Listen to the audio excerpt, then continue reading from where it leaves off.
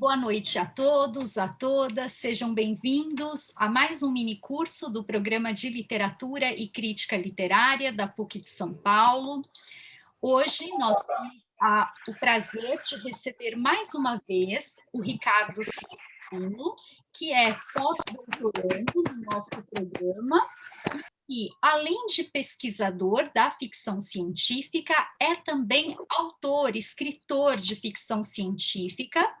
Lançou há pouquíssimo tempo um livro, então vou pedir depois que o Ricardo fale um pouquinho para a gente do seu livro, de onde nós podemos encontrá-lo também. E, como vocês sabem, nós vamos então ter este mini curso acontecendo em 2 encontros, hoje, né, na noite de hoje, e também na noite de amanhã. Então, é com muita alegria que nós os recebemos aqui e esperamos receber ela está lá embaixo, amanhã. está as professoras. Eu gostaria agora de passar a palavra ao Ademir, que vai dar algumas informações de questões mais burocráticas, né? Questão de certificado, como que a gente vai controlar a presença. Então, Ademir, eu passo a palavra a você, desde já te agradecendo muito por essa parceria, por estar aqui conosco cuidando desta parte, e depois, então, falo só mais um pouquinho para dar as boas-vindas ao Ricardo. Então, Ademir, a palavra é sua. Isso, boa noite a todos e a todas. O curso ele tem 3 horas de duração, né? Então, nós teremos 1h30 hoje e 1h30 amanhã. Então, no decorrer do curso, nós estaremos passando algumas informações sobre o programa, né? Principalmente das redes sociais, dos eventos que estamos organizando. E então, vou pedir para vocês, por gentileza, preencher a lista de presença, né, hoje e amanhã, né? Então, aqueles que preencheram a lista de hoje e amanhã, na sequência, receberão certificado. Só peço atenção na questão do nome completo e do e-mail, porque nós temos um problema recorrente no programa de pessoas que participam de nossos eventos e depois não recebem certificado, mas não porque não participaram, não porque nós erramos, porque esse é um procedimento automático, né? Então, se errar uma vírgula, né, uma palavra no e-mail ou no nome, nós não temos como retificar. Então, eu peço, por favor, que vocês fiquem atentos na questão do preenchimento da lista de presença, tá bom? E, no mais, desejo a todos um ótimo curso, né? E passo a palavra para a professora Diana. Muito obrigada, Ademir. Gostaria também de lembrar que, se vocês, por acaso, perderem algum pedacinho do curso ou então quiserem assistir novamente, ele será depois disponibilizado no nosso canal do YouTube, Literatura PUC-SP. Aliás, fica também o convite para vocês se inscreverem no nosso canal, porque nós temos sempre mini cursos sendo oferecidos gratuitamente, sempre conteúdos de bastante qualidade referente à literatura. Então, sigam as nossas redes sociais, o Ademir vai colocar aqui depois os nossos endereços, e este é mais um curso que ficará disponível no nosso canal do YouTube. Bom, agora então, oficialmente, eu gostaria de dar as boas-vindas ao Ricardo, agradecer imensamente por mais esta possibilidade de encontro que ele está nos propiciando. O Ricardo, que, como eu disse, é um grande conhecedor de ficção científica, tanto no que se refere ao âmbito acadêmico, por ser um pesquisador nesta área, quanto também por ser um escritor de ficção científica. Então, Ricardo, muito obrigada mesmo pela sua presença.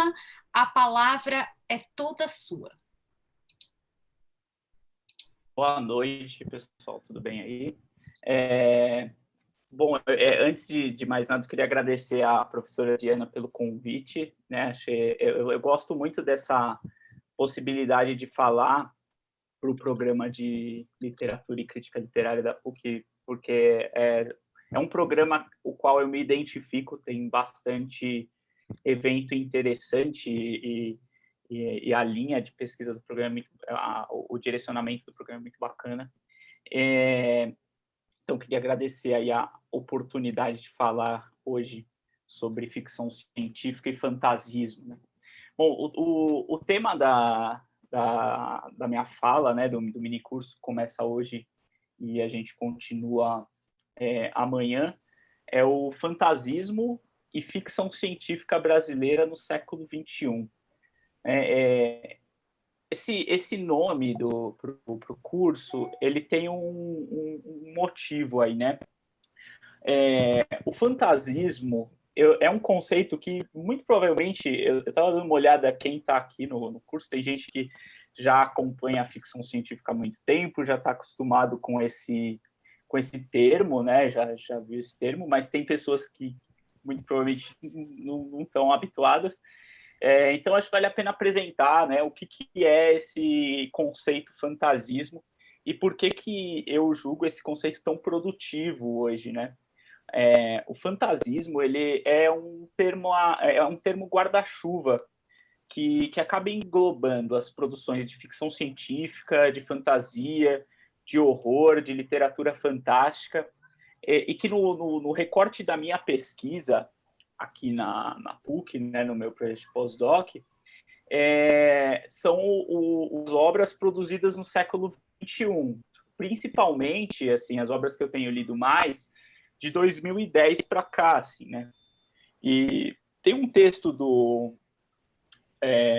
um livro, na verdade, né, do Bruno Matangrano e Enéas Tavares, onde eles, nessa obra, né, chamada Fantástico Brasileiro, o insólito literário do romantismo ou fantasismo, eles realizam um grande apanhado, né, um estudo, desde o romantismo até chegar nesse momento que eles chamam no livro aqui de fantasismo, que seria o momento atual de produção dessas narrativas de gênero, que englobam esses 3 tipos de narrativas. E no livro, eles têm um capítulo específico, que é um epílogo, que eles chamam de Fantasismo, um novo movimento literário.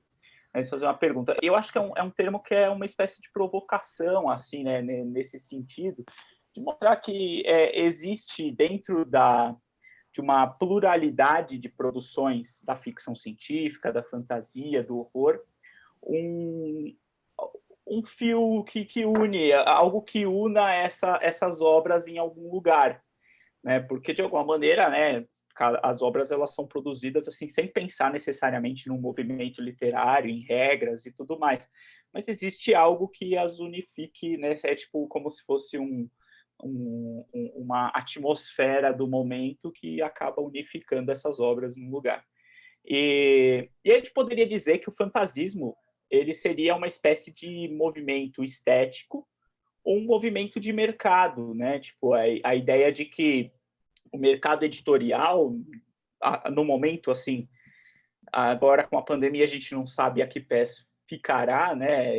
Esse mercado editorial da literatura como um todo, mas na década de 2010, por exemplo, o mercado editorial alternativo para essas obras de gênero, né, de ficção científica, fantasia, horror, literatura fantástica e tudo mais, que acaba envolvendo, acabou crescendo relativamente. Você tem coletivos aparecendo aí também de uma maneira mais significativa e muitas ações de autores independentes. Acho que também fica mais fácil publicar hoje com as tecnologias que a gente tem na mão, então você tem bastante autor independente aparecendo, principalmente nessas ficções e principalmente nessa última década, né, de 2010 a 2020, até o presente momento. E também o que dá para perceber, assim, é que na sua maioria essas obras que eu coloco como fantasistas, assim, né, elas têm um diálogo da literatura de gênero com pautas assim que são essenciais assim para a nossa contemporaneidade cultural. Por exemplo, você vai ter obra de ficção científica que faz um resgate estético interessante dos povos originários, por exemplo, de influências ou de influências étnico-culturais, por exemplo, né? A gente tem o caso do afrofuturismo, de coletivos afrofuturistas aparecendo, de de obras que vão recorrer ao folclore de uma maneira mais profunda ali e tudo mais, não significa que num passado da historiografia literária, assim, isso já não tenha sido feito. Nada é novo, né? Mas estabelece uma relação de continuidade e hoje a gente tem mais obras problematizando essas questões. Obras que vão questionar, que vão tratar de diversidade cultural, por exemplo, né? Obras que envolvam questões filosóficas, principalmente na ficção científica, né? Questões filosóficas que envolvem aí a ciência, a tecnologia, mas de maneira alternativa àquela perspectiva eurocêntrica, né? Hoje a gente percebe até alguns pesquisadores, ou, por exemplo, eu estou escrevendo um artigo sobre a Cristina Lazaitz, que ela é formada em microbiologia e escreve textos relacionados ao fantasismo, aí, né? E essa formação dela na microbiologia, por exemplo, vai fazer uma baita diferença no tipo de especulação científica e tecnológica que ela está fazendo e tem uma conexão com a microbiologia desenvolvida no Brasil, né? Então tem muita coisa potente acontecendo nesse sentido. Obras que vão tratar da diversidade de gênero, por exemplo, né, vão tratar sobre questões de sexualidade, e o regionalismo brasileiro, né? Assim, quando se fala de regionalismo também, obras que retratam subjetividades muito pontuais de São Paulo, da Bahia, por exemplo, né? Recentemente está tendo no Catarse aí uma antologia sobre narrativas fantásticas, né? O fantasismo do Nordeste, né? Pegando autores nordestinos aí.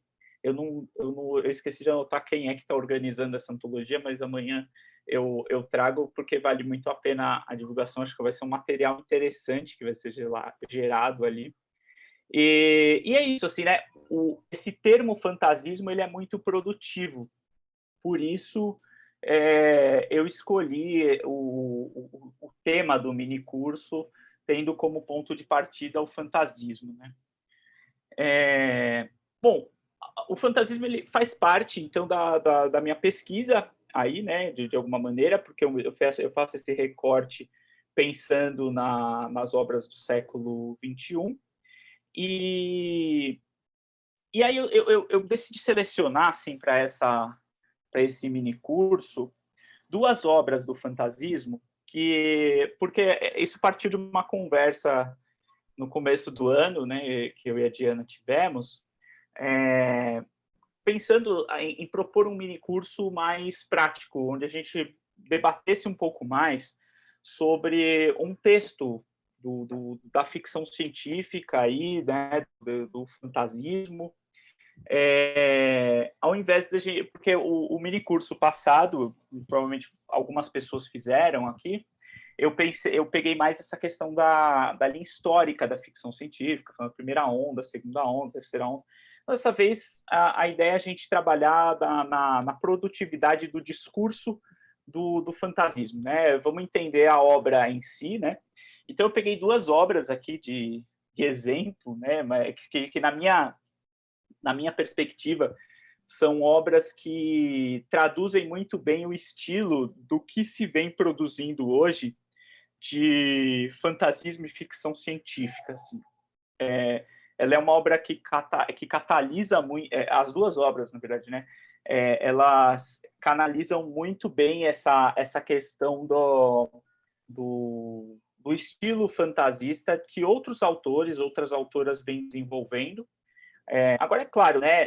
O gênero ficção científica, o próprio fantasismo aí, né? Fantasia e tal, é muito diverso.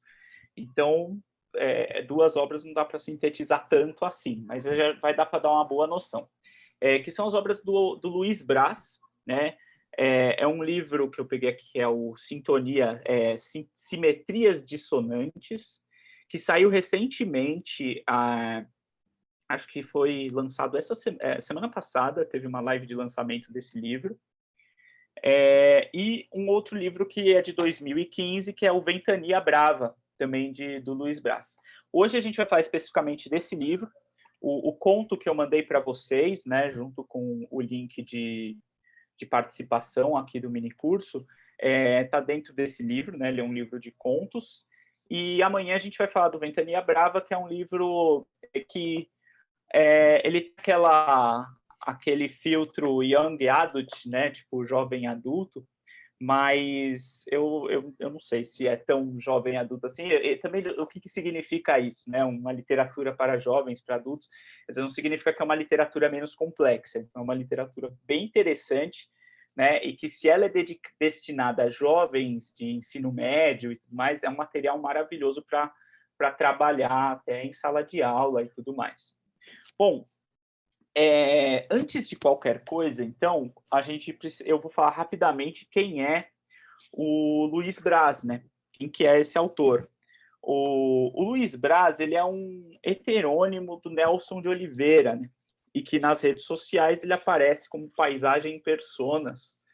E ele, num livro dele aqui, né, A Vida Logo Aqui, do Nelson de Oliveira, que é uma antologia que ele organizou, tem uma apresentação bem interessante de quem é quem é o Nelson de Oliveira, né?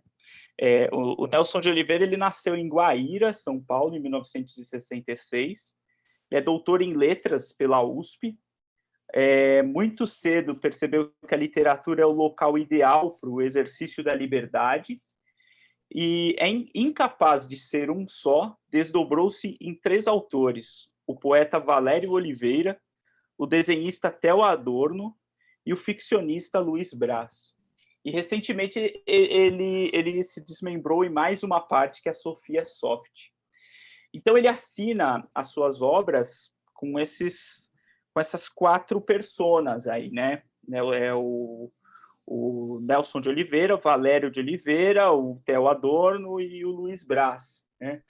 E só o Luiz Braz, assim, já gerou obra pra caramba, assim, não dá para acompanhar tudo que ele lança. Assim, você tem muita obra de ficção científica, obra crítica, né? Obra que ele vai refletir, textos, ensaios que ele vai fazer sobre ficção científica e tudo mais. E ele fez também uma biografia para o Luiz Braz, para a sua persona Luiz Braz, né?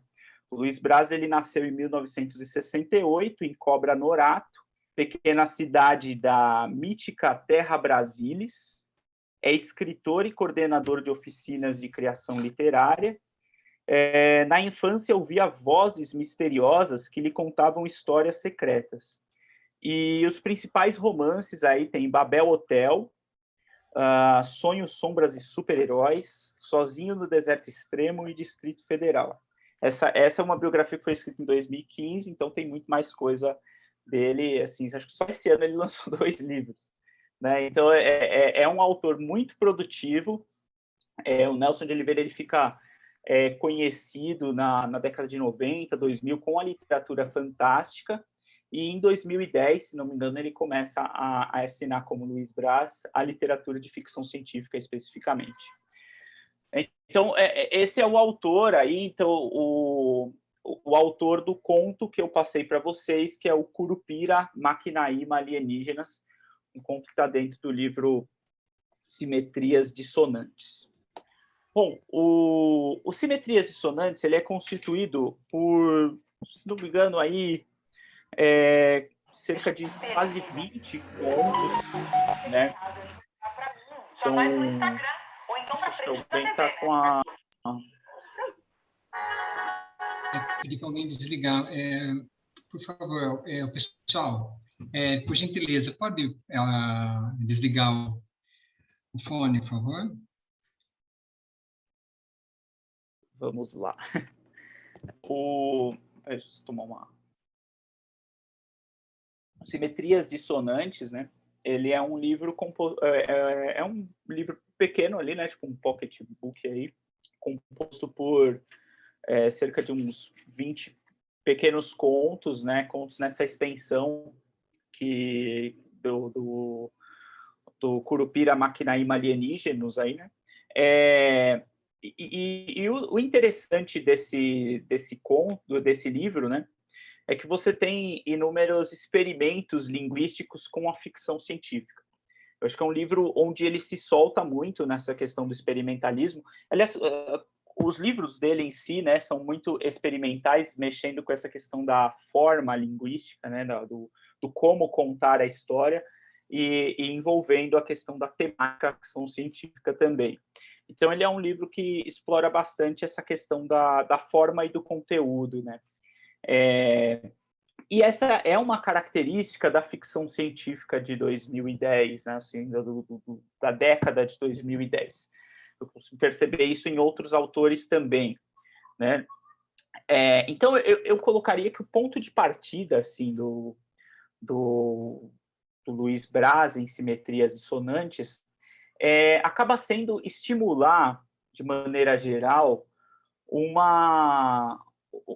pelo menos para mim, quando eu comecei a ler a obra dele, você estimula um novo olhar sobre a ficção científica, no sentido de que o que a gente está acostumado com textos de ficção científica, ou pelo menos era o que eu estava acostumado antes de começar a ler profundamente a própria literatura brasileira aí, né? Você tem textos que têm temáticas muito curiosas, muito inovadoras, mas com um formato de romance, um formato de conto muito linear, né? Um formato comum ali, trivial e o Luiz Braz, ele acaba propondo um tipo de narrativa que a temática é muito curiosa e a forma do texto também estabelece uma brincadeira com o leitor. No caso do Curupira Macunaíma Alienígenos, né, a primeira linha do conto já te gera um estranhamento, né? Porque ele substitui a vogal A, né? Porque, qual que é o plot, né, do conto, para quem não conseguiu ler aí, né? O Curupira é uma instância que rouba as vogais, né? Ele, num primeiro momento, rouba a vogal A de um grupo de pessoas que só fala besteira, assim, né? Tipo, e dá para identificar o tipo de besteira que essas pessoas falam, né? Tipo, são pessoas que parecem armamentistas, preconceituosas, né? Que não tem um racismo ali. Então, o Curupira, ele emerge, não se sabe de onde, e rouba a vogal A dessas pessoas. E aí elas têm um comprometimento linguístico ali, né? Aí elas conseguem continuar falando, né, e verbalizando suas violências ali, sem utilizar a vogal A. Mas é um esforço estético tremendo, assim, né, para elas fazerem isso ali. Então, o Curupira, vendo que elas continuam falando bobagem ali, ele rouba a vogal E, transforma a vogal E num outro símbolo. E aí elas continuam falando, só com palavras com o, i e u. E aí depois o Curupira começa a roubar tudo. Tipo, chega um momento que eles vão falar assim, né? Tipo, as pessoas começam a falar em códigos desconexos, assim, né? Então, é um conto que brinca com a linguagem, né? Totalmente, assim, ele estabelece uma brincadeira com a linguagem. Ao mesmo tempo, ele te apresenta um monstro ali, né? Ou no caso aqui, o Curupira Macunaíma Alienígenos, né? Ele te apresenta o herói de nossa gente. Tipo, ele faz uma brincadeira do Curupira, que é o protetor da floresta ali no folclore brasileiro, o Macunaíma, que é uma brincadeira com a palavra máquina e Macunaíma, né, sendo Macunaíma herói da nossa gente, e o alienígenos, que não se sabe de onde vem este bicho, né? Tipo, não se sabe de onde vem este ser, este monstrengo, né, que ele coloca aqui no conto. Então tem um elemento que é muito, na minha perspectiva, assim, é muito inovador, né? Tipo, é uma sátira, tipo, uma brincadeira com a fala, principalmente, de quem incomoda o Curupira, né? Quando ele fala que peguem este monstrengo, esfolem o fedorento, quero neste minuto meu fuzil, meu revólver, meu estilingue. Existe uma fala que a gente reconhece qual que é a brincadeira que ele está fazendo aí, com quais grupos sociais. Então, ele sinaliza, né? Ele sinaliza ali um elemento crítico que é muito cômico, na verdade, né? E tem todo o elemento fantástico em torno dessa figura do Curupira Maquinaíma alienígenos ali, né? Então, uma das questões que eu ia levantar, assim, do Simetrias Dissonantes é essa questão, na minha perspectiva, assim, é um tanto quanto disruptiva, assim, né? Ele pega, pensando, assim, em um leitor que nunca teve contato, assim, com o gênero ficção científica, muito provavelmente vai ler esse conto e se divertir, sabe? Tipo, e não precisa ter um repertório, assim, do que são os alienígenas a partir da tradição da ficção científica e tal, ou uma história de robô que vai falar sobre as leis de Arthur C. Clarke e tal. Ele não estabelece essa relação, pelo menos nesse texto, né? Ele não vai estabelecer essa relação com a tradição da ficção científica, que torna o texto tão hermético ali, né, dentro da própria bolha do gênero ali, né, do próprio fandom. Ao mesmo tempo, a gente percebe que o tipo de narrativa que tem simetrias dissonantes pressupõe um olhar crítico do discurso, de poderes instituídos, de lugares instituídos e sustentados, e que está meio que à sombra de alguns valores éticos, morais e tudo mais, que vai predominar no cenário cultural, político, comunitário das pessoas, né? O que isso quer dizer, assim? Em outros contos também, né? O autor está sempre sinalizando essa relação, assim, ele está criando mundos, discutindo tecnologia, discutindo o futuro, discutindo o presente alternativo, mas, ao mesmo tempo, ele está sinalizando um determinado posicionamento em relação ao nosso cenário cultural, em relação ao nosso cenário comunitário, em relação ao nosso cenário político, muitas vezes. Então, ele tem um ponto de vista moral a ser desenvolvido nesse cenário, né? Que eu colocaria essa obra próxima, assim, de discussões que tem, por exemplo, em obras como Nossos Ossos, do Marcelino Freire. Eu separei aqui algumas, né? Tipo, o Crônicas de um Tempo Ruim, do Ferrez. Tipo, tem alguns contos que ele vai trazer no livro, né? Que ele está refletindo sobre a nossa contemporaneidade, mas ele cria ali, né, uma atmosfera fantástica para isso. Por exemplo, você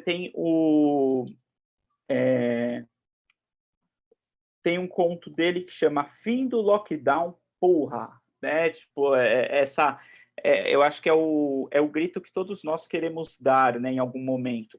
Tipo, fim do lockdown, porra, né? E aí o cenário é um cenário fantástico, né? Onde as redes sociais, e o conto começa assim: as redes sociais convocando os sobreviventes para uma manifestação monstro, né? Urra! E aí o personagem ele vai para essa convocação. Isso aí vai acontecer no MASP, né? E quando ele chega no MASP, não tem ninguém, né? Ele fala: cadê todo mundo? Você está na Paulista, eu tô, e você, comunicando naquela rede social, mas não tem ninguém fisicamente ali, ele está sozinho. E aí ele percebe que o que aconteceu, né? O lockdown, ele criou realidades paralelas. Então, aquela rede social permite que os usuários conversem entre si, mas eles estão em mundos paralelos, em realidades alternativas. E quando eles marcam de se encontrar no MASP, cada um vai no seu MASP. Esse ponto, assim, tipo, é uma brincadeira Rick e Morty total, assim, né? De você ter multiversos, variações de planetas, mas, ao mesmo tempo, é uma baita crítica social para a nossa contemporaneidade, no sentido de que a gente está vivendo cada vez mais confortável em nossas bolhas, né? A gente vive nas nossas bolhas culturais, nas nossas bolhas comunitárias, e a gente se irrita quando alguém entra nessa bolha com outro ponto de vista de mundo, com outro olhar. Talvez esse seja o elemento do totalitarismo que as redes sociais alimentam no nosso comportamento, né? Então, é um conto, poxa, maravilhoso, né? Esse fim, você sai de um isolamento físico, mas você se mantém num isolamento cibernético, né? Na ideia de cibernética lá de 1950, né? Da ideia de que você não se conecta mais com as pessoas, com os conhecimentos e tal. Você quer algo narcísico, né? Você quer ver o seu reflexo no dizer do outro. Então, é uma coisa muito interessante. Então, nesse sentido, eu acredito que o livro, né, Simetrias Dissonantes, ele tem um olhar crítico potente. Ele utiliza da tecnologia, né, de discussões da tecnologia, para realizar uma crítica potente da nossa contemporaneidade. E não é uma crítica simples. Assim, o texto é curto, tipo, esse conto que eu falei agora, ele deve ter o quê? Uma página, né? Uma página, mas dá muito pano para manga, assim, dá para discutir várias coisas legais com ele. Né? Uma outra coisa, assim, relacionado... Então, novamente, né, eu estou falando bastante do Simetrias Dissonantes, né, eu tô falando, o próprio Curupira Maquinaíma Alienígenos, esse conto aí, né, ele propõe esse olhar crítico, né, relacionado ao nosso momento atual, mas isso não é uma particularidade só do Luiz Braz, né? Outros autores e outras autoras da ficção científica têm feito isso muito bem. A ideia é a gente tornar isso só mais prático relacionando a uma obra específica, mas amanhã eu vou citar mais alguns autores, outras obras aí relacionadas a esse estilo a esse estilo literário. Mas é que eu acho que é importante esse movimento da gente mergulhar em um único autor em algum momento, né? E a gente vê como, no caso do Luiz Braz, como ele é guarda-chuva para tantos outros. Tem um monte de gente se escondendo na sombra dele aí, né? Eu sou um deles, né? Tipo, fico sempre à sombra das genialidades que ele vai escrevendo. Então, essa produção literária do Luiz Braz, na minha perspectiva, ela é extremamente experimental, né? Experimental no sentido de assumir funções, assim, de uma cultura, de uma estética mais marginal, contestatória, renovadora, nesse sentido, de testar efetivamente, né? Testar a linguagem, ver até onde a criatividade, a potência criativa da linguagem artística pode ir, né? O que também é típico dos autores que eu citei aqui, que não necessariamente estão relacionados à ficção científica. Por exemplo, se pega o Torturado, do Itamar Vieira Júnior, eu considero aquele livro um livro que explora, né, um olhar muito profundo de uma realidade e tudo mais. E a diferença, no caso do Luiz Braz, é que ele desafia até mesmo a lógica dos meios de comunicação com a qual ele se envolve, né? Porque, assim, a gente está chamando ele de Luiz Braz, do começo ao fim. Tipo, a gente percebe na biografia que ele cria aqui, né? Ele nasce em Cobra Norato, que é um lugar que ele inventou, tipo, num universo paralelo chamado Terra Brasilis, né? E ele é coordenador de oficinas de criação literária. E, de fato, eu fiz a oficina de escrita literária com o Luiz Braz, ele tem oferecido o tempo todo. Então, ele desafia essa questão dos meios de comunicação no sentido de incorporar efetivamente a sua persona de ficção científica e ir nessa até o fim, né?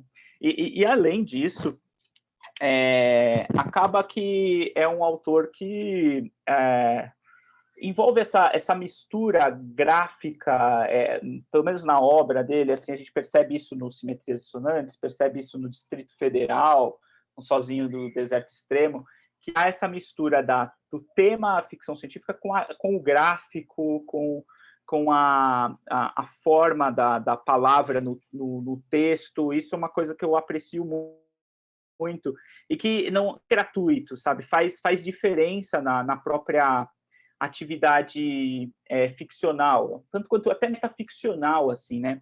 De você ter ali aquela lógica da Linda Hutchum, né?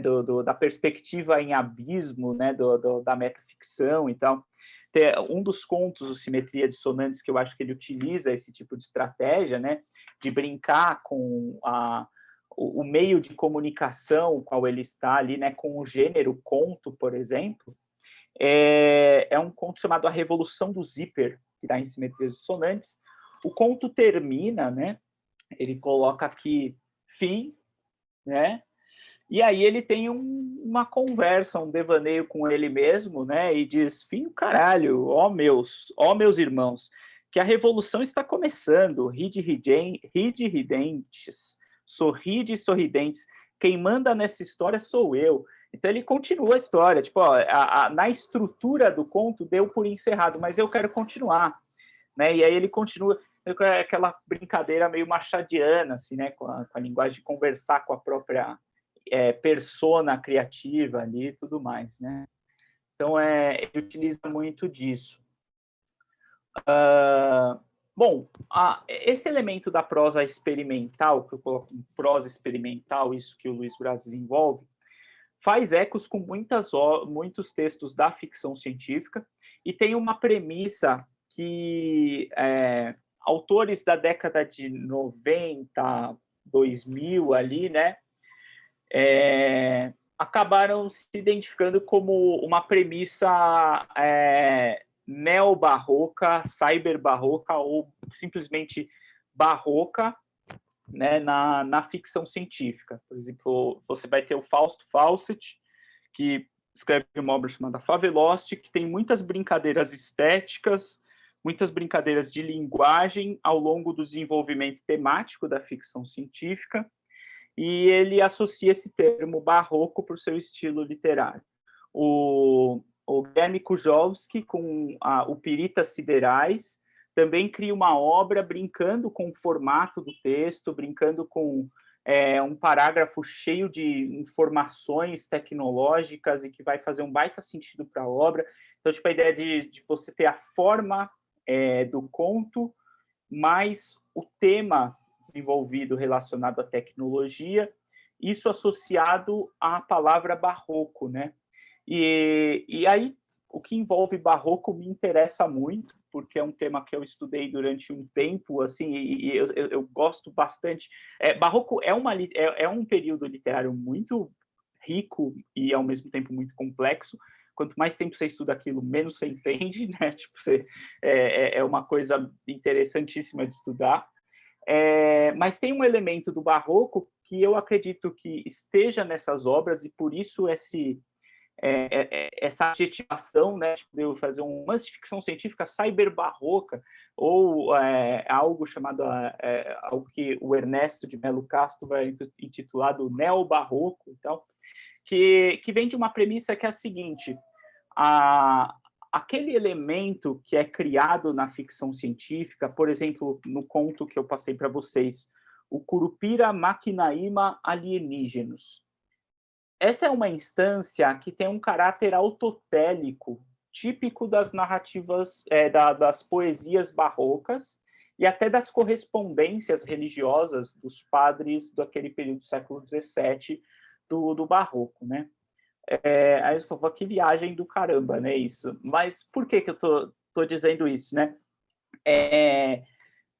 Tem um texto do Ernesto de Melo Castro nesse livro aqui chamado O Fim Visual do Século XX, onde ele cria um capítulo inteiro do livro chamado As Fontes, as Nuvens, o Caos, notas sobre barroco, neobarroco e metabarroco na poesia portuguesa da segunda metade do século XX, onde ele vai falar sobre um tipo de barroco que é o barroco intuitivo, o barroco construtivo, o barroco crítico-teórico.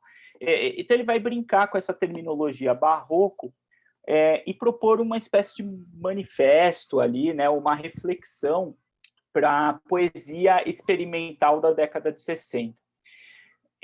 Eu acredito que a ficção científica dialoga muito com algumas motivações dessa poesia experimental da década de 60, na perspectiva de que ela cria ali uma instância, por exemplo, Curupira Maquinaíma Alienígenos. É um monstrengo, é uma instância presente neste conto, que tem caráter autotélico porque ele funciona como uma espécie de arte pela arte. Ele só responde às regras criadas dentro desse próprio conto. Ele só vai fazer sentido dentro das regras criadas dentro dessa própria narrativa. E o que isso tem a ver com o barroco, né? Se a gente pensar a poesia do Gregório de Matos, a poesia os sermões do Padre Antônio Vieira, eles vão criar instâncias de conexão ali, de relação com moralidades, com éticas, que estão vinculadas muitas vezes com a Igreja Católica, com a matriz ética moral da Igreja Católica, e que tem caráter autotélico, né, no sentido de você, no momento do sermão, determinadas palavras, exemplos, jogos de referências, só tem sentido dentro daquela atmosfera do ambiente sermão, né? Fora daquele ambiente sermão, aquele objeto criado, ele não tem sentido, né? Ele não é aplicável. E aqui é a mesma coisa, que esse Curupira Maquinaíma, ele não é o Curupira do folclore, mas ele faz a gente entender bem o Curupira do folclore, né? Faz a gente entender alguma coisa, né, do Curupira do folclore, mas ele é uma versão desse Curupira do folclore misturado com um Macunaíma, né, que é o herói da nossa gente, misturado com uma máquina, então por isso é um monstrengo, né? Misturado com máquina e misturado com alienígena. Então, isso só funciona nesse texto, sabe? Isso só vai funcionar dentro dessa lógica. E a ficção científica tem essa liberdade autotélica, né? De você criar determinadas coisas que só funcionam naquela narrativa e que funcionam muito bem, porque elas estão a serviço de uma crítica social, elas estão a serviço de uma reflexão que na análise do discurso a gente vai chamar uma reflexão paratópica, né? Seria essa ideia de refletir o mundo ficcional que eu criei para refletir o mundo fora da ficção, né? Então, esse Curupira, Maquinaíma Alienígenos, ele vai fazer muito sentido dentro dessa atmosfera do conto, mas fora da atmosfera do conto, esse monstrengo não está lá, mas talvez ele esteja em partes, né, em outras relações e tudo mais. Então, esse elemento assim barroco, eu acredito que seja, e eu tenho escrito sobre isso em alguns artigos, eu tenho tentado fazer essa reflexão, de que em virtude do caráter autotélico mesmo do próprio gênero da ficção científica. Tipo, a ideia da ficção científica ao criar especulações alternativas de um presente, especulações para um futuro, um passado alternativo, criar coisas que só funcionam dentro daquele universo, mas que tem ali, né, um apego, uma conectividade externa, mas não funcionaria na vida externa, né? E aí um outro elemento interessante na obra, né, seria essa lógica de que os textos, de alguma maneira, por conta desse caráter autônomo, autotélico e tudo mais, oferece uma experiência estética pautada na liberdade. Tipo, o autor é teoricamente livre para criar o que quiser.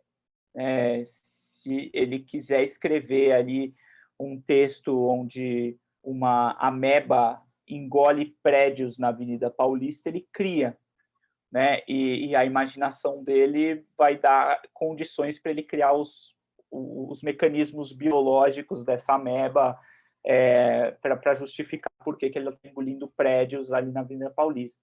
Então, esse discurso autotélico, ele é pautado nessa experiência estética autotélica, é pautada na liberdade. Envolve aí na ficção científica algo que também é envolvente no barroco ali, que são esses elementos visuais, né? Os elementos sensoriais que o texto da ficção científica tem e que a gente precisa levar super a sério, assim, né? Tipo, a ideia, assim, de que a ficção científica é um gênero muito semiótico, né?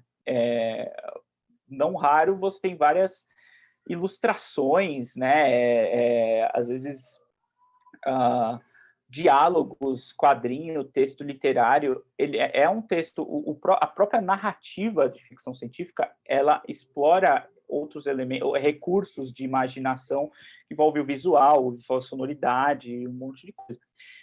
Então, eu acho que entra nessa pluralidade. Tipo, às vezes uma simples frase, né? Veja bem, aqui no texto, né? Quando ele começa assim, que porra é essa? Foi o monstrengo, gente, foi o curupira raivoso, ele saiu da floresta e veio se vingar de todos nós. Curupira tem pouca paciência e muitos poderes. Isso é extremamente magético, assim, né? Tipo, é sensorial, ele tem todo esse elemento de um elemento visual muito forte, né? Então, esse caráter autotélico permite essa liberdade. E aí também permite, né? Permite, não, convida o leitor a se capacitar dentro da lógica do autor ali, né? Porque o leitor ele pode pegar essa obra e menosprezar todos esses elementos, né? Partindo de uma leitura mais linear e falar, olha, isso aqui é loucura, ou isso aqui não faz sentido, né? Tipo, e ele não, se ele não tiver disposto a negociar os significados de cada um desses elementos do conto, né? Cada um desses elementos da obra de ficção científica, ele corre o risco de menosprezá-la, né? De menosprezar esse discurso, o que é muito perigoso, é muito perigoso, porque a ideia eu acredito que muito texto da ficção científica, a riqueza está nos detalhes ali, né? Se você lê com pressa, se você lê, quer dizer, esse livro é curto, mas é um livro que pode te dar muito trabalho, porque às vezes a potência da frase te leva a uma imagem, a uma fotografia muito rica, né? E aí você precisa ter enquanto leitor, né? É interessante essas conversas para a gente propor, né? Esse olhar diferente para o texto, porque é necessário, sendo um texto experimental, né? E eu acho que toda obra de ficção científica tem um pouco de experimentalismo, porque ele está criando uma hipótese para um futuro, então ele está criando regras que saiu da cabeça dele para um futuro e tudo mais. Eu preciso de um leitor aberto a essas regras, né? E muitas vezes, assim, e eu não estou dizendo, então você está falando do leitor que está acostumado com a ficção científica. Nem sempre esse leitor que está acostumado com a ficção científica ele está disposto a ler histórias diferentes. Às vezes esse leitor ele está disposto a ler a mesma história contada de maneira diferente, né? Então ele vê uma história de robô, ele já pensa nas leis da robótica do Arthur C. Clarke ali.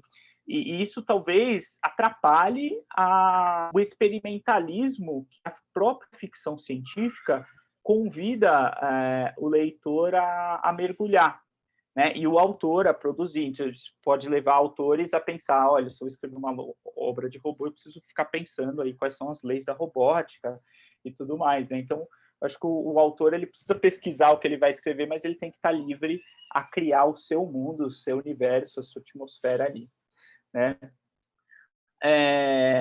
E por fim, eu ia encerrar essa fala às 8, né, por conta para deixar meia hora de perguntas aí, mas então eu vou falar só mais alguns tópicos aí e aí eu encerro para a gente trocar uma ideia sobre tudo que eu disse aqui, né? Mas o último tópico que eu gostaria de comentar é essa ideia de que o conto, né, o Curupira, Maquinaíma Alienígenos, ele convida o leitor a uma experiência discursiva que é pautada nessa ideia da percepção e da inteligência do leitor em observar, por exemplo, os mundos oferecidos pelo autor, né, a partir de imagens, de representações gráficas,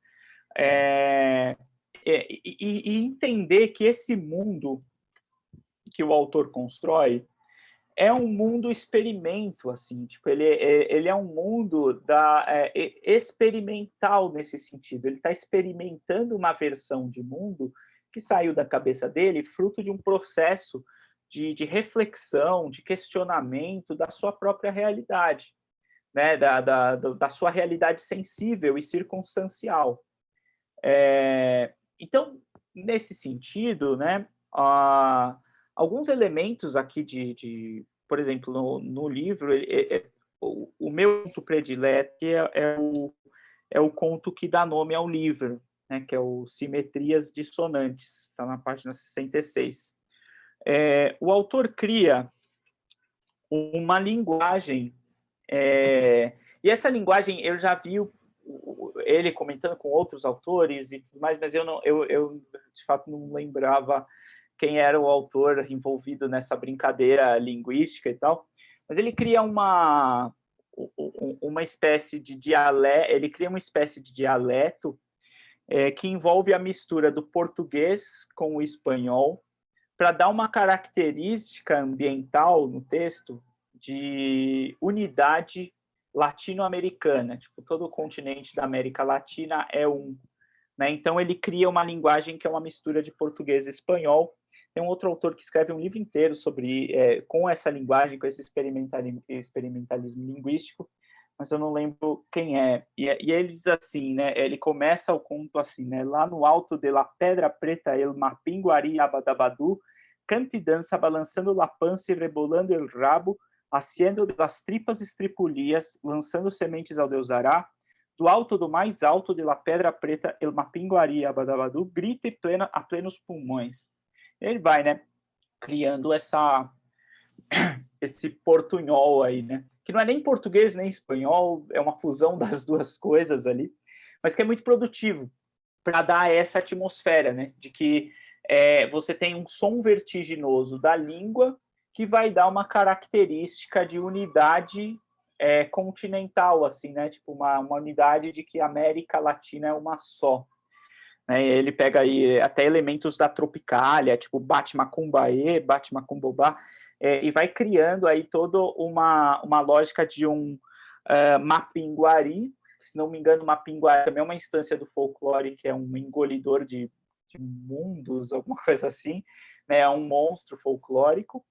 E ele vai criando, né, essa lógica de que o lance, né, do conto Simetrias Dissonantes é que com o fim da espécie humana sobra uma pinguaria ali, Abadabadu, pensando nessa unidade continental de novo, né? Tipo, volta a ser o uno sem a interferência humana.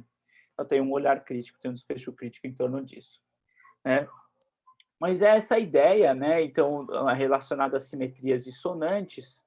E aí eu queria, acho que abrir para vocês comentarem para a gente trocar uma ideia sobre algumas coisas, porque os outros pontos eu gostaria de falar amanhã ao refletir o Ventania Brava, né? Mas, assim, de maneira geral, eu acredito que Simetrias Dissonantes é um livro curto que você pode, tipo, ler em um dia, 2, como muitas obras da ficção científica, às vezes são textos curtos, assim, é um conto que sai numa revista online, por exemplo, sai na Trasgo ali, um conto de um autor, é gratuito, você lê rápido, tipo, tá na internet, mas tem tantos elementos visuais, tantas frases, tanta riqueza, que a leitura rápida acaba passando despercebido. Então, se você parar para entender aqueles elementos, parar para entender aquela linguagem, você acaba pegando muita coisa interessante naquele texto, né? Então, eu acho que o Simetrias Dissonantes é um experimento linguístico que convida para a gente prestar atenção na ficção científica de uma outra forma, assim. Ricardo, eu gostaria então de ir colocando as perguntas que forem surgindo aqui, e uma dos comentários, né, um dos comentários são os nomes dos livros, né, que algumas pessoas perderam. Então, eu gostaria de saber se a gente poderia fazer uma lista, né, destes livros e disponibilizar junto com o link de amanhã. Se você quiser. Legal. Mas para que as pessoas possam ter os títulos, né? Acho que seria interessante, a gente encaminha ou Sim, sim. com o certificado, assim as pessoas podem anotar, né? Fica mais tranquilo. Bom, então vamos lá. A Sim. primeira pergunta, eu vou fazer a pergunta da Paula e depois o Ederson também vai poder fazer a sua pergunta aqui, que está com a mão levantada, tá? Então, primeira pergunta da Paula. Ricardo, de forma geral, quais características barrocas a gente consegue encontrar nos textos de Luiz Braz? Aliás, acontece em algum momento esse resgate barroquiano no conto Curupira? E ela te parabeniza também pelo curso. Ah, legal. Então, o elemento barroco que eu poderia destacar no conto Curupira e na obra em si é a engenhosidade, né? Quando ele cria esse artefato simbólico aí, né? Esse elemento simbólico que serve, que responde à regra da própria obra, né? Então, no caso, no próprio conto Curupira é o monstro que rouba vogais do personagem, do narrador personagem. É um monstro que tem um corpo visual multissemiótico, com vários efeitos e tudo mais. Então, eu acho que o elemento barroco está aí, né, porque uma das características, né, do barroco lá no século XVII é essa brincadeira com a engenhosidade, né, com a agudeza. E eu acho que entra essa ideia da construção aguda dentro desse objeto, né, dessa instância que é o Curupira Maquinaíma Alienígenos. São um objeto potente que faz muita diferença no texto ali, né, que é o causador o causador do caos ali, né, o agente do caos dentro daquela atmosfera do conto. Ótimo. Eu pediria então ao Ederson se ele poderia abrir o microfone e fazer a pergunta, por favor, Ederson. Sim, sim. Muito boa noite. Boa noite a todos os participantes. Bom, na verdade, eu gostaria de saber do professor quais são os pontos de contato que ele julga que existem entre a ficção científica e a literatura fantástica. E, ao mesmo tempo, ele colocar para a gente, na verdade, qual é o conceito que ele traz de ficção científica, né? Diante de tudo que ele já viu, toda a teoria, como é que a gente poderia definir especificamente como o senhor define essa ficção científica, né? Então, eu queria ver esses pontos de contato e o que faz de obra, porque na realidade é uma ficção científica, né? Porque pelo que eu estou observando, determinando, notando, é que o Senhor a batiza como realmente uma obra de ficção científica. Então, de fato, o que a torna uma obra de ficção científica? Muito bom. Só falhou um pedaço da sua pergunta no final, Ederson. Eu No ouvi final, assim, né? o questionamento foi em torno da junção do termo fantástico com ficção científica, né? Sim, Por que eu ligo esses dois elementos? Aí depois falhou o áudio aí. E aí depois eu queria só que se eu me dissesse o que é que torna a obra Curupira uma obra de ficção científica, né? O que é que, na realidade, qual é o elemento principal, os elementos principais que realmente fazem dessa obra uma obra de ficção científica. Muito bom. Muito bom. Então, o primeiro aspecto, assim, né, do conceito, né, de fantástico e ficção científica, eu busco essas definições principalmente em três obras aí, né? O David Allen, ele tem um livro chamado No Mundo da Ficção Científica, que esse livro aqui. Depois eu vou passando o link para o nome para vocês direitinho, né? Que tem uma introdução muito interessante que ele fala sobre as categorias de ficção científica. E a premissa dele é justamente dizer que a ficção científica é um tipo de variação do gênero fantástico que utiliza da ciência como elemento, né, de uma pseudo-justificativa ali, né, uma possível justificativa para os acontecimentos daquele universo criado. E ele diferencia a ficção científica hard, que é vinculada às ficções científicas das ciências exatas, das ciências biológicas, com a ficção científica soft, que é aquela pautada nas ciências humanas. E essa ficção científica soft, ela estreita ainda mais a confusão em torno da fantasia e do fantástico, porque não necessariamente, né, você tem o elemento do objeto nave espacial, que é fundamentado às vezes para ciências exatas, para biologia, que talvez seja o caminho para eu observar a ficção científica no conto que eu passei para vocês. Né? Quando você pega aqui o Curupira Maquinaíma Alienígenos, a própria constituição desse monstro tem elementos de engrenagem maquínica aí. Tem o termo máquina, que já dá um elemento visual de robô, de alguma coisa assim. O alienígenos é um mote semântico da ficção científica, né, de seres extraterrestres ou seres não identificados de sua origem que vêm para o planeta. E tem o elemento da discussão sociológica, né? O Curupira é uma instância que sai da Terra. E a gente está num momento de reflexão onde as ciências sociais, as ciências humanas têm observado de maneira muito forte a lógica da tecnodiversidade. Tem um livro, inclusive, aqui, o Ilke Rui, por exemplo, ele propõe um conceito de tecnodiversidade, que é um conceito filosófico refletindo a diversidade em tecnologia e pensando nas discussões da tecnologia a partir por exemplo, os povos originários, como refletiriam a tecnologia, a China, a filosofia chinesa, como refletiria a tecnologia, pensando a tecnologia fora do eixo eurocêntrico. Então, pensar numa máquina que tenha como ponto de partida a semântica, né, a racionalização do Curupira, se enquadra nessa lógica da tecnodiversidade, né, de um olhar científico, a partir de uma filosofia, a partir de uma ciência humana, nessa perspectiva. Né? Ótimo, Ricardo. Agora a pergunta é da Lídia. Essa experimentação linguística na ficção científica é comum entre os autores brasileiros do século XXI? E ela diz, me parece ser algo uma exceção no Luiz e nos outros autores no guarda-chuva. Talvez sim.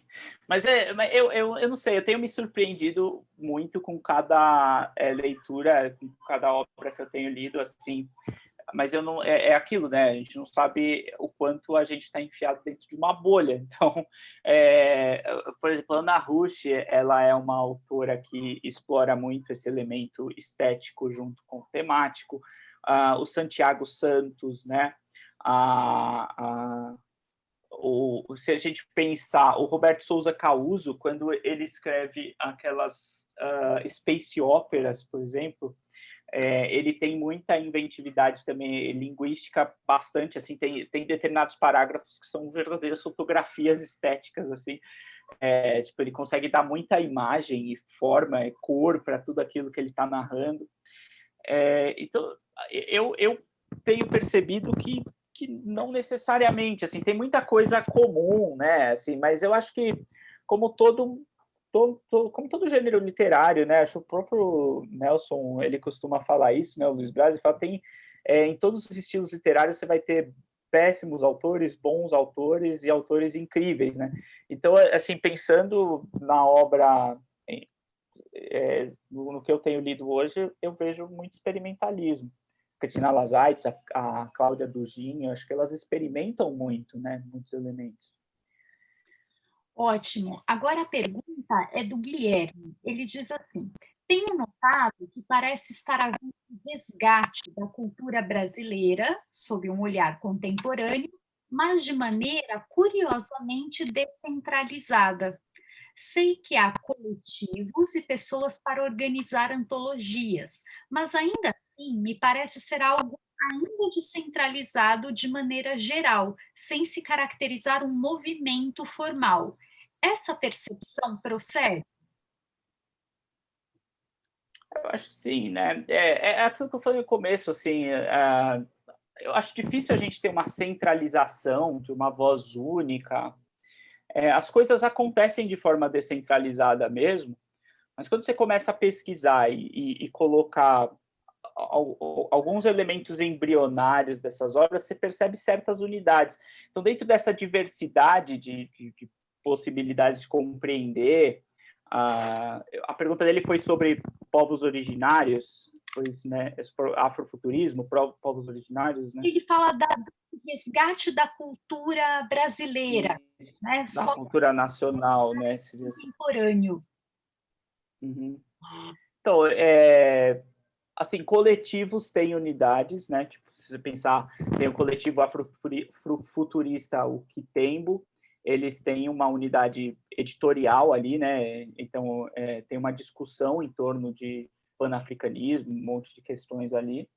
Mas é lógico que se pegar o afrofuturismo que é desenvolvido em uma outra região do país, eles vão pensar em outras gramáticas, de outras formas. Eu acho que isso enriquece. Mas acho que o ponto central é o mesmo, que é resgatar uma expressão potente da nossa cultura nacional, sem não perder essa expressão, né, essa identidade com o que é nosso, sem tantos patriotismos também, né, mas com o que é nosso nesse sentido, com o que é local, né, com o que faz sentido dentro da nossa experiência estética, e não fazer obras que copiam, né, problemáticas que vêm de fora, tipo, sei lá, pensar uma adaptação Marvel Comics de narrativas brasileiras, isso não faz muito sentido.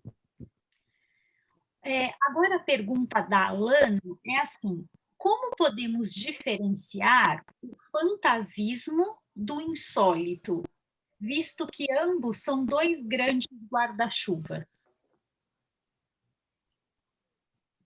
Eu acho que eu não diferenciaria.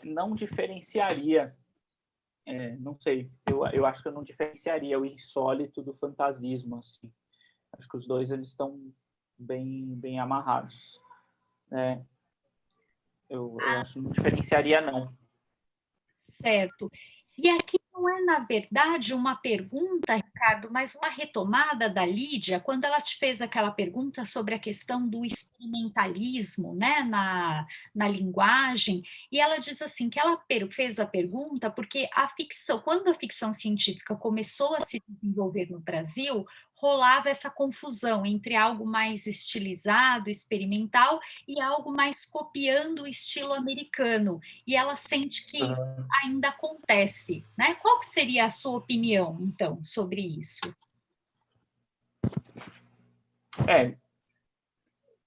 Eu acho que acontece muito mesmo, mas eu acho que tudo depende da curadoria mesmo, né? Acho que depende da curadoria. Tem muita gente produzindo, essa é a questão, né? Tem muita coisa saindo. Então, o que eu disse, na minha curadoria, o pessoal que eu ando lendo, eu vejo muita inovação nesse sentido, né? Mas, de fato, acontece. E talvez aconteça porque, às vezes, o próprio autor ainda não... O autor ainda não tenha identificado um caminho para... Porque é vencer uma barreira, né? Eu acho que se a gente pega o referencial de ficção científica que nós temos no mercado editorial, mais mainstream, nas séries, e tudo é o americanizado, né? Tudo é estrangeiro, assim, né? Você pega grandes editoras estão veiculando ficção científica de fora, né? Não fala muito do brasileiro produzindo ficção científica. Então, às vezes, a conexão que esse autor nacional, alguns autores vai encontrar é o elemento de fora. Mas eu acho que isso não é algo homogêneo, assim, né? Tipo, acho que você vai ter várias vozes acontecendo mesmo, né? Ótimo, Ricardo. A outra pergunta é do Rodrigo. Ele pergunta sobre o livro Simetrias Dissonantes. Onde é que está disponível? Qual que seria a editora? E eu gostaria de aproveitar e pedir também, Ricardo, para você comentar um pouquinho sobre o próprio livro também. Nós também estamos curiosos para saber sobre ele, para a gente conhecer essa outra vertente do Ricardo. Sim. Então, o Simetrias Dissonantes, ele está disponível ele foi publicado pela Líquido Editorial e ele está disponível em venda online. Depois, na lista que eu mandar de livros, aí eu coloco o link de onde vocês encontram o livro também. Mas tem uma loja virtual da Líquido Editorial. Eu não sei se ele está disponível na Amazon, eu acredito que não, mas eu vou dar uma olhada e amanhã eu retorno esses links para vocês, né, do Simetrias Dissonantes. E, bom, aí agora vem a hora do jabá, né? O meu livro, aí, o meu primeiro romance de ficção científica é o Até que a Brisa da Manhã Necrose Teu Sistema, que é um livro é uma distopia, né? Eu parto do princípio de que São Paulo, por exemplo, o lema de São Paulo, cidade linda, deu certo, mas somente na metrópole, né? Tipo, a São Paulo, ela é governada aí por uma inteligência artificial chamada Pátria Amada, que é uma mistura que é um conglomerado de interesses da iniciativa privada com o poder estatal, e eles criam essa inteligência artificial chamada Pátria Amada, que vai direcionar a produtividade e a subjetividade dos munícipes.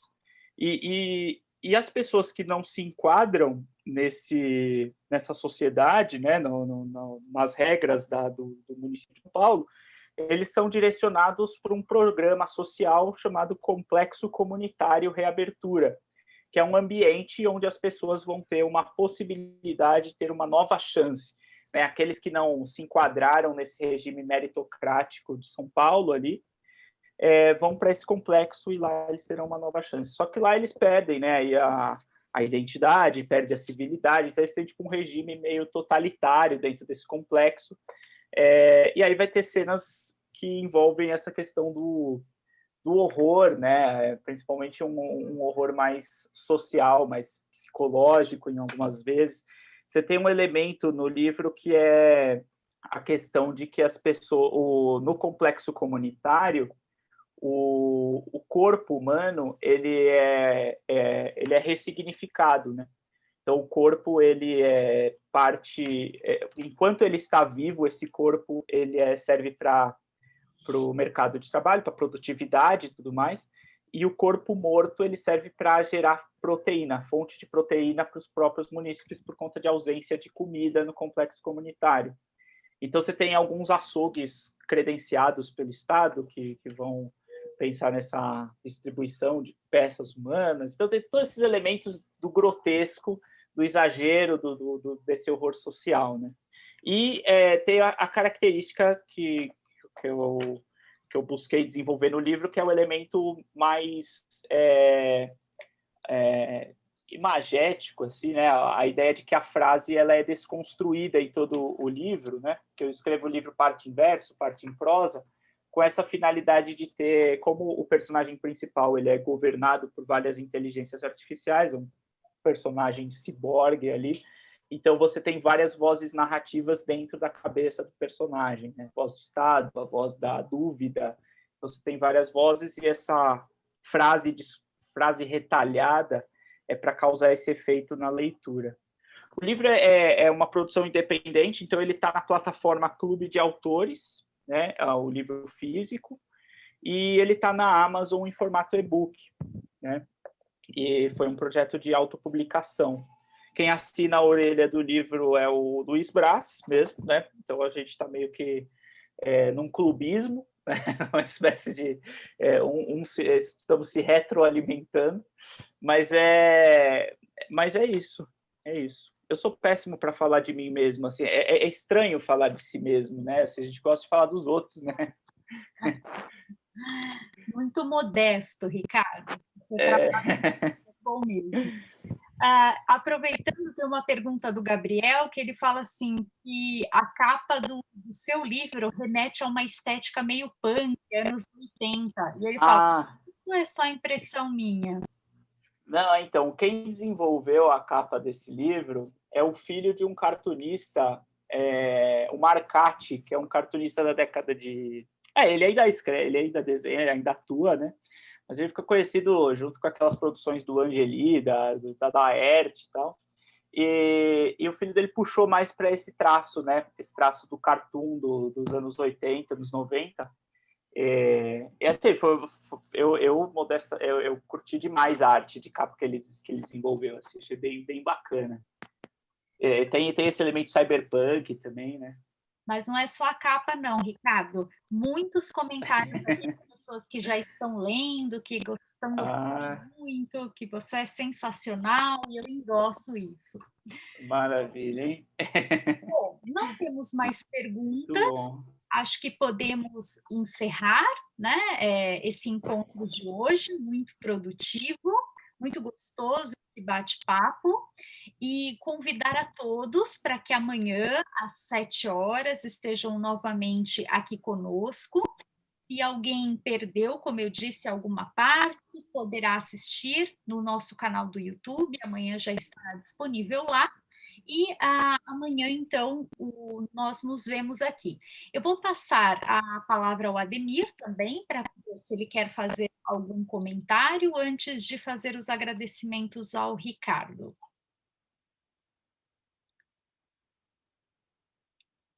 Ademir? Bom, estão me ouvindo? Sim. Eu acho que está tudo tranquilo, acho que todos assinaram a lista de presença, né? Eu vou colocar mais uma vez aqui a lista. Qualquer dúvida, né? Se vocês tiverem, só entrar em contato no chat, a gente vai estar aqui ouvindo. E amanhã nós colocaremos novamente a lista para que vocês recebam o certificado. Lembrando, né? Para você receber o certificado, tem que participar na apresentação de hoje e na de amanhã, tá bom? O certificado é com 3 horas de duração, né? E vocês vão receber logo na sequência. Nós damos um prazo mais ou menos 10 dias para receber o certificado, tá bom? E também, né, Ademir, gostaria então de lembrar que junto com o certificado nós encaminharemos a lista de... Sim. Nossa, é bem lembrado, professora. Ricardo Amanhã, né, professora, encaminharemos já o link da noite, e nós já temos ele já na plataforma de inscrição, né? Nós só vamos reforçar enviando por e-mail juntamente com a biografia, né, Ricardo? Que nós disponibilizaremos para o pessoal, né? Sim. Ótimo. Ótimo.